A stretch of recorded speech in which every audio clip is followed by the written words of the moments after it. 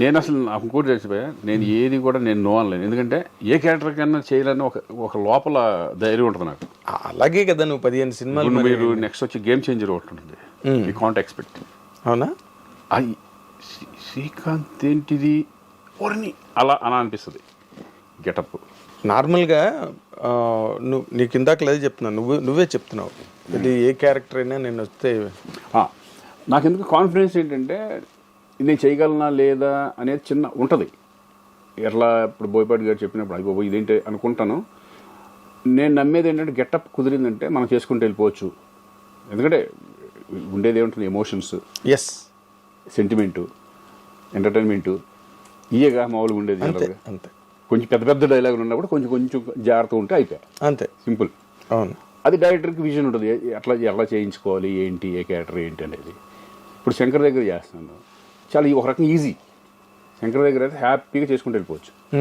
మన పెద్ద శంకర్, మన గేమ్ చేంజర్. ఎస్, అంటే ఇప్పుడు విశ్వనాథ్ గారు కానీ బాపు గారు కానీ వాళ్ళు చెప్పే విధానం ఎక్కేస్తుంది. కృష్ణవంశీ కానీ ఆర్టిస్ట్లోకి ఒక ఇంజెక్ట్ చేసేస్తారు, ఏ టైప్ ఆఫ్ చేయాలి, ఎలా ఉండాలి, ఏంటి క్యారెక్టరైజేషన్ అనేది. అప్పుడు ఆర్టిస్ట్కి ఈజీ అయిపోతుంది. ఇప్పుడు బోయపాటి దగ్గర అంతే, అవునా, టప్పు ఎలా చేసుకుంటూ పోతాడు, అంతే అంతే. పెద్ద కాంప్లికేషన్ ఏముండదు షూటింగ్లో, ఏమి లేదు. ఆయన కావాల్సింది చెప్పేస్తాడు, చేసుకుని పోతాడు. ఇది భయంకరంగా ఉండాలి ఎమోషన్. ఇప్పుడు స్కందాలు ఉంటుంది కదా, అవును, ఫుల్ సెంటిమెంట్ పోయా, నీ కూతురు నిజంగా జరిగితే నువ్వు ఏం ఫీల్ అవుతావు, ఎలా ఏంటి, అట్లా అట్లా అట్లా చెప్తాం. చాలా అసలు వేరే స్కందలో అసలు అరిస్టోక్రాటిక్గా కార్పొరేట్ డిగ్నిటీ చాలా. అది కూడా ఇంపార్టెంటే. ఆ క్యారెక్టర్ ఏమన్నా తేడా వచ్చినా ఆ సెంటిమెంట్ పడకపోతే క్యారెక్టర్ పోయినట్టు. అది కూడా మెయిన్ కీలకమైన పాత్ర కదా కథకి. కంప్లీట్ గా ఆ బ్లాక్ ఏదైతే ఉందో కార్పొరేట్ అదంతా కూడా సెటప్, మెయిన్ సబ్జెక్ట్ దాని మీద కాబట్టి దాని మీద very important character. Yes, exact. ఏం చేసినా ఎవరు చేసినా కూడా దట్ ఈస్ ఇంపార్టెంట్ క్యారెక్టర్ అది. అవును, అవును. తర్వాత ఇప్పుడు నువ్వు 2 సార్లు నీ నోట్లోంచి వచ్చింది గేమ్ చేంజర్ అని. చిరంజీవితో చేసావు, ఇప్పుడు మళ్ళీ రామ్ చరణ్తో చేస్తున్నావు. చరణ్తో ఆల్రెడీ మన గోవిందుడు అందరు వాడేలే. అందులో కూడా చాలా విచిత్రమైన క్యారెక్టర్, ఎంటర్టైన్మెంట్ వాళ్ళే క్యారెక్టర్ నిజంగా. అది బాబాయ్ క్యారెక్టర్. అసలు డ్రెస్సులు గిస్సులు కూడా గోలగోలగా అటువంటి. అంటే అవి ఛాలెంజింగ్ ఉంటాయి మనకి, సరదాగా. అవునా? ఎంటర్టైన్మెంట్ అనేది చాలా సరదాగా ఉంటుంది. అసలు చాలా విచిత్రమైన ఒక, అంటే ఏంటి, రికామిగాళ్ళు ఉంటారు కదా విలేజ్లో, పడుతుంది అమ్మ నాన్న.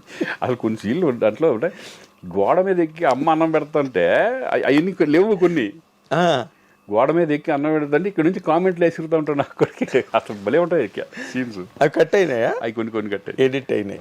కానీ ఉన్న మట్టుకే చాలా బ్యూటిఫుల్. సినిమా మొత్తం రన్లో నీ క్యారెక్టర్ చాలా చాలా విచిత్రంగా, వెరైటీగా భలే కట్ చేసి. శంకర్ దాదా ఎంబీబీఎస్ కానీ, సంక్రాంతి కానీ పెద్ద సినిమాలు చేశాను కదా మధ్య మధ్యలో. హీరోగా ఉన్నప్పుడే నేను మధ్య మధ్యలో చేసేవాడిని క్యారెక్టర్ చేసేవాడిని. సరదాగా అందరూ అడిగితే శ్రీకాంత్ బాగుంటాడు అనుకుంటే చేద్దాంలే అని చేసేవాడిని. అప్పుడు మనకి నేను హీరో చేస్తున్నాను నాకు ఎందుకులే అనేది లేదు. లేదు, నువ్వు అందరికీ అవైలబుల్గా ఉన్నావు. అదే నీ సక్సెస్, అసలు ఫస్ట్ సక్సెస్ ఇండస్ట్రీలో. ఎవరిని దూరం పెట్టలే, ఎవరి దగ్గరికి వచ్చినా సినిమా వెళ్ళాం. బట్ కెరీర్ ఎలా వెళ్తుందో అనేది మన చేతిలో ఉండదు. అదే ఇప్పుడు రామ్ చరణ్తో మళ్ళీ చేస్తున్నావు కదా, ఇట్స్ అనే very bigger dimension. Game changer, Shankar, అది దేవరా కానీ, ఎన్టీఆర్తో చేసే దేవరా కానీ, అది గెటప్పే. ఓకే, అది బ్యూటిఫుల్ గెటప్. అది లక్కీగా ఇది పట్టడం, ఈ 2 పట్టడం నాకు బాగా అడ్వాంటేజ్ అయింది. అదే ఇప్పుడు రామ్ చరణ్తో మళ్ళీ చేస్తున్నావు కదా, ఇట్స్ అనే very bigger dimension. Game changer, Shankar, అది దేవరా కానీ, ఎన్టీఆర్తో చేసే దేవరా కానీ, అది గెటప్పే. ఓకే, అది బ్యూటిఫుల్ గెటప్. అది లక్కీగా ఇది పట్టడం, ఈ 2 పట్టడం నాకు బాగా అడ్వాంటేజ్ అయింది. అది అఖండ తర్వాత నేను వారిసు తమిళ్ వారిసు విజయ్తో చేశాను. అక్కడేమో కన్నడలో ఒకటి అతనితో చేశాను, మన పునీత్ రాజ్ కుమార్ లాస్ట్ ఫిల్మ్ అదే మేము చేసింది పాప అతనితో. Puneeth Raj Kumar is very wonderful person. అలా మంచి ఈ పెద్ద చేసుకుంటే వెళ్తున్నాం. ఇప్పుడు కన్నడంలో కొన్ని సినిమాలు అంతకు ముందు కూడా చేసావు కదా? అంతకుముందు కూడా చేసాను. 2-3 సినిమా సరదాగా చేస్తూ ఉంటా. ఎందుకంటే నేను హ్యాపీగా ఒకసారి సరదాగా చేద్దాం కన్నడం మాట్లాడతావు కదా? కన్నడ పుట్టి పెరిగింది అక్కడే ధారవాడలో చదువుకున్నాను. సరదాగా అప్పుడప్పుడు అడిగితే మంచిది వస్తే చేద్దాం అనే పద్ధతిలో ఉంటాం. అదే ఇక్కడ అలాగే ఉన్నావు, అక్కడ అలాగే ఉన్నావు, ఎక్కడైనా ఒకలాగే ఉన్నావు. బట్ అఖండ తర్వాత అసలు నీ కెరీర్ నువ్వు చాలా విచిత్రంగా, ఇప్పుడు జగపతి బాబుకి బోయపాటి దగ్గరే లైఫ్ వచ్చింది. అవునవును. తను చాలా ఇంటర్వ్యూలో చెప్పాడు జగతి బాబు, ఇది నేను అప్పటికన్నా ఇప్పుడే ఎక్కువ సంపాదిస్తున్నాను అని. అది నీకు వర్తిస్తుందా? డెఫినెట్గా. అంటే ఇదేంటంటే మనకు రెస్పాన్సిబిలిటీ తక్కువ. విలన్గా చేసిన క్యారెక్టర్ చేసిన రెస్పాన్సిబిలిటీ ఏమి ఉండదు. అంతా హీరో మార్కెట్ మీద హీరో మీద వెళ్ళిపోతుంది. హీరో మీద డైరెక్టర్. అప్పుడు మేము హీరోగా చేసినప్పుడు ఏంటంటే మన సినిమాలు రిలీజ్ అవుతాయో లేదో టెన్షన్. వీళ్ళు లాస్ట్ మూమెంట్ వరకు లాస్ట్లో కొంతమంది ప్రొడ్యూసర్లు చేతులు ఎత్తేస్తారు. దాన్ని ముందుకు తీసుకెళ్లాలంటే నేను ఎదురుపెట్టిన సందర్భాలు ఉన్నాయి. అవునా? చాలా సినిమాలు నేనే కదా ఎదురు పెట్టి ఉంటాను. రిలీజ్ అవ్వాలంటే వాళ్ళకి ఎదురు ఇవ్వడం. అవును, ఎదురు కట్టాలి. రాసేసి ఎవరు రిలీజ్ అవ్వకపోతే ల్యాబ్కి ఫోన్ చేసి నేను ఇస్తాను రిలీజ్ చేయండి అంటాం. అవును, చాలా జరిగినాయి ఇవన్నీ అప్పట్లో. ఇంక సరే, అది ఒకటి part of the game. Part of the game. అది మనం సంపాదించుకున్నాం, మనం పెట్టిన దాంట్లో పెట్టేసాం, అంతే, అయిపోయింది. అదే మనది ఏముంది అనుకుంటాం, అయిపోయింది. అలా తీసుకోవడం కూడా అంత సులభం కాదు కదా శ్రీకాంత్. ఒకటి మనం ఇచ్చామా, అది పోయిన అనుకునే ఇవ్వాలి. వచ్చినాయా, ఇచ్చినవి అలాగే తిరిగి ఎప్పుడైనా? ఎప్పుడు రాలే. ఎవరు ఇంతవరకు ఏది జరగలేదు అలా. నా మెంటాలిటీ ఏంటంటే నాకు ఇస్తారు అని ఆశ పెట్టుకున్నాను అనుకో, బాధ వస్తుంది. ఇది గ్యారంటీ పోతుంది అనుకుని ఇచ్చాను అనుకో, ముందే అనుకున్నాను కదా, ఎక్స్పెక్ట్ చేశాను కదా, అప్పుడు హ్యాపీగా ఉంటాం మనం. ఏదైనా ఎక్స్పెక్ట్ చేసాం అనుకో, అది రాదనుకుని ఇచ్చేస్తే గొడవ ఉండదు. వస్తే ఆనందం, వస్తే హ్యాపీ. అదేలే. అలా చాలా పోయినాయి నాకు. అవునా? కొన్ని బిజినెస్లో కూడా అలా పెట్టినవి కూడా కొన్ని వాటిలో కూడా పోయినాయి. ఇక అయింది. ఇక పార్ట్. అంటే ఇప్పుడు in terms of your remunerations అవి ఇప్పుడు బాగా కాస్ట్లీగా ఉన్నావా ఇండస్ట్రీలో? డెఫినెట్గా కొంచెం ఉంటుందిగా. ఉంటుంది. ప్రతి సినిమాలు చేస్తున్నాము. అదే సక్సెస్ వచ్చినప్పుడు ఏంటంటే కొంచెం ఇదివరకు మీద కొంచెం బెటర్గా హీరోగా ఉన్నదానికంటే నాకు తెలిసి నేను ఇప్పుడు బెటర్గా ఉన్నాను అనుకుంటున్నాను. నేను టెన్షన్స్ లేకుండా. డబ్బు కంటే ఇంపార్టెంట్ ఏంటంటే ఇక్కడ మనకి టెన్షన్స్ ఉండకూడదు. ఇక రెస్పాన్సిబిలిటీ 25 సంవత్సరాలు తీసుకున్నాం, 25 years వరకు ఆల్మోస్ట్ నీకు హీరోగానే చేసుకుంటూ వెళ్ళాను కదా. అవును. ఇప్పుడు రిలాక్స్డ్గా చక్కగా మా రోషన్ గారు వచ్చిన తర్వాత వాడు చూసుకుంటూ మనం అలా తన కెరీర్ని చూసుకుంటున్నాం. మన సినిమాలు మనం చేసుకుంటూ మధ్య మధ్యలో కోట బొమ్మలు లాంటి క్యారెక్టరైజ్ మంచి సినిమాలు వస్తే హీరోగా ఒక డిఫరెంట్ కాన్సెప్ట్లో వెళ్దాం అనే ఉద్దేశం కూడా ఉంది. 2-3 జరుగుతున్నాయి మన ప్రాజెక్ట్స్. ఓకే, నేను హీరోగా చేసేది, బట్ డిఫరెంట్ కాన్సెప్ట్ వెళ్దామని.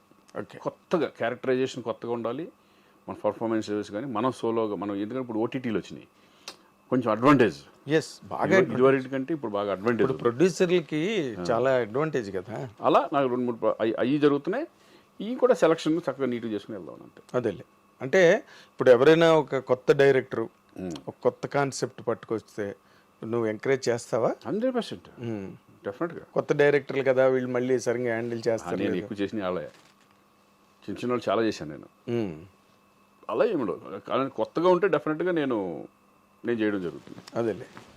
ఆ రోజుల్లో నువ్వు ఈవి అందరితో, ఒక రాఘవేంద్రరావుతో లేదా దాసనారాయణరావుతో దాసనారాయణరావు గారితో యాక్ట్ చేశాను, బట్ ఆయన డైరెక్షన్లో చేయలే. ఆయనతో కలిసి యాక్ట్ చేశాను, దొంగలుడు చిన్నలుడు అని. చిన్నలుడులో చేశాను. చిన్నలుడు 1-2 సినిమాలు చేశాను ఆయనతో. అంత ఆ ర్యాప్ ఉంది మళ్ళీ, కానీ ఆయన డైరెక్షన్లో చేయలే. అదేలే. ఆయన ఒక్కరినే మిస్ అయ్యావు అయితే నువ్వు. ఆయన డైరెక్షన్లో మిస్ అయ్యాను. అలాగే ఆర్టిస్ట్లో రామారావు గారిని మిస్ అయ్యాను. నాగేశ్వరరావు గారితో చేశాను, కృష్ణరాజు గారితో చేశాను, కృష్ణ గారితో చేశాను. తర్వాత ఇంక చిరంజీవి గారు, వెంకటేష్, నాగార్జున, బాలకృష్ణ, శోభనబాబు గారితో చేసావు. శోభనబాబు గారితో చేయలే.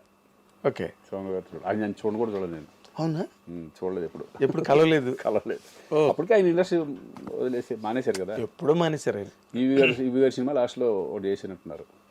తర్వాత వచ్చిన తర్వాత ఇప్పుడు నార్మల్గా రామ్ చరణ్, చిరంజీవి గారితో చేసావు నువ్వు. ఆయనతో మంచి క్లోజ్ అసోసియేషను.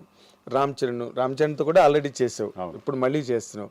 అసలు వీళ్ళిద్దరి మధ్యలో నీకు కనిపించే ఒక స్పష్టమైన డిఫరెన్స్ కానీ పోలిక కానీ ఇద్దరిలో? ఇదే నాకు తెలిసి పోలికలే ఉన్నాయి ఎక్కువ. అవునా? ఎక్కువ పోలికలే.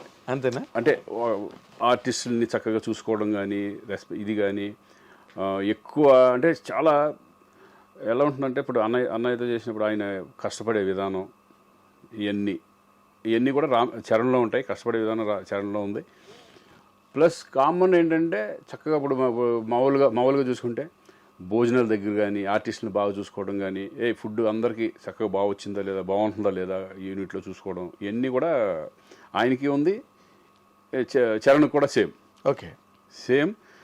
చరణ్ ఇస్ అంటే అనేలాగా డిగ్నిఫైడ్, అంటే ఎక్కడ అర్థమేస్తారా? చాలా పెద్ద, చాలా మెచ్యూర్డ్ గాయ్. అవును, చాలా ఈజ్ వెరీ ఇంటెలిజెంట్, చాలా మెచ్యూర్డ్ గాయ్. మెచ్యూర్డ్. స్టబ్బన్ చక్కగా నీట్గా ఉంటుంది. కానీ ఆర్టిస్టులు పలకరించే విధానం కానీ, అందరినీ ఓన్ చేసుకోవడం కానీ, ఇవన్నీ సూపర్గా. ఇప్పుడు అన్నయ్య సేమ్ అందరూ, ఇప్పుడు అన్నయ్య సెట్కి వెళ్తే కమెడియన్స్ కానీ వాళ్ళు అందరితో కలిసి ఒక భోజనం చేయడం చేస్తూ ఉంటారు, అందరిని పిలిచి దగ్గర తీసుకుని మాట్లాడుతూ ఉంటారు కూర్చొని. సేమ్ అదే చరణ్ కూడా. అవునా? చాలా మీ ఇద్దరి మధ్యన ఎట్లా ఉంటుంది ఇంటిమసీ? చాలా బాగుంటుంది. నన్ను అన్న అంటాడు. అవునా? చాలా మంది, అంటే కొంతమంది అయితే యాక్చువల్గా బాబాయ్ అంటారు, అనవచ్చు కానీ, బట్ నన్ను అన్న అంటారు. ఓకే, అన్న అనుకుంటూ ఈజ్ రెస్పెక్ట్ చాలా బాగా ఇస్తారు. ఎందుకంటే అన్న దగ్గర నుంచి వచ్చిన చాలా రెస్పెక్ట్గా. అసలు బాగా ఇష్టంగా నీకు రామ్ చరణ్లో ఈ ఇష్యూ నాకు భలే ఇష్టం అని నీకు నాకేంటంటే decent, is very decent person. Stubborn and decent. ఆ డీసెన్సీ, ఆ హుందాతనం, అది బాగా నచ్చుతుంది నాకు. ఓకే, ఆ హుందాతనం అనేది ఇప్పుడు నాకు తెలిసి కొంత ఈ ఏజ్లో కొంచెం ఒక రకంగా వేరే ఉంటుంది. అదే ఏజ్ అలాంటిది. కానీ ఆ ఏజ్లో కూడా ఈజ్ వెరీ మెచ్యూర్డ్ పర్సన్. ఆ మెచ్యూరిటీ లెవెల్స్ కానీ, ఆ స్టబ్బనిటీ కానీ, అవన్నీ నాకు బాగా నచ్చుతుంది. ఇప్పుడు మామూలుగా ఒక ఏడాది క్రితం కన్నా ఇంకో వచ్చే ఏడాది మనుషులు పెరుగుతూ ఉంటారు. అవును. ఇప్పుడు గోవిందుడు గోవింద్ అందరవాడలో చేసిన చరణ్కి ఇప్పుడు చరణ్కి డిఫరెన్స్ అనేది ఏంటంటే, నాకు అప్పుడు ఎలాగున్నాడో ఇప్పుడు అలాగే ఉంది. ఇప్పుడు ఎలాగున్నాడో అప్పుడు అలాగే ఉన్నాడు. ట్రిపుల్ ఆర్ అంత పెద్ద సక్సెస్, ఇప్పుడు స్టార్ లెవెల్కి, ఇంటర్నేషనల్ స్టార్ లెవెల్కి హాలీవుడ్ వెళ్ళిపోయినా కూడా ఆ గర్వం కానీ, ఇది కానీ, ఆ కించిత్ ఇది కూడా లేదు. చాలా సింపుల్గా ఉంటాడు మామూలుగా. ఇప్పుడు బయట వాళ్ళకి చరణ్ అమ్మో అన్నట్టు ఉంటుంది కానీ, బట్ సెట్కి వచ్చేసిన తర్వాత హీఈస్ వెరీ సింపుల్. ఎందుకంటే ఇంటర్నేషనల్ స్టార్ హాలీవుడ్ వాళ్ళే సినిమాలు చేయమని అడుగుతున్నారు పక్కన. లేదండి, ఇప్పుడు నేను అనేది ఏంటంటే, ఇప్పుడు తారక్తో చేస్తున్నప్పుడు ఫస్ట్ సినిమా నేను తారక్తో చేస్తున్నా. ఫస్ట్ టైం తారక్ కూడా నాకు ముందు నుంచి తెలుసు. నేను సినిమాలు చేయకపోయినా బిగినింగ్ నుంచి మా ర్యాప్ ఉంది. ఎలా? మేము ఫస్ట్ బిగినింగే మా ఇంటి పక్కన అక్కడ శ్రీనగర్ కాలనీలో ఉండేవాడు. ఇంకా హీరో అవ్వాలి అప్పుడు. అప్పటి నుంచి తెలుసు నాకు. అప్పుడు ఆయన ఏంటంటే ఎనర్జీ లెవెల్స్ ఎక్కువ. టప మాట్లాడతా చక్కగా గోల చేస్తూ ఉంటాడు. అది ఇప్పటికి తగ్గల. అవునా? ఇప్పుడు అదే సరదా, అదే గోలగా ఉంటాం, ఒకసారి ఏడిపించడం, ఈ టైప్లో. అంటే వాళ్ళు మారలా, యాజ్ ఇట్ ఈజ్ అలాగే ఉన్నారు. ఇమేజ్ పరంగా ఇమేజ్లు మారతాయి కానీ పర్సనాలిటీ మారలా. అదే మనుషులుగా అలాగే ఉన్నారు. పర్సనాలిటీ మారలా. అది నాకు బాగా